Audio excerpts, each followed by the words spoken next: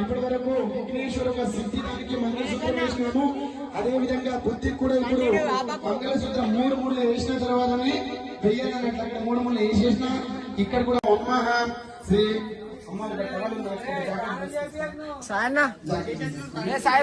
ఇగో band ready పెట్టాలా.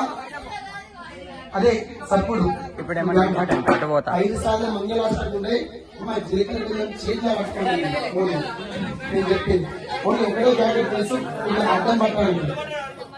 మీ చేతిలో నోట్లు ఇవ్వండి. దేవుడి దగ్గర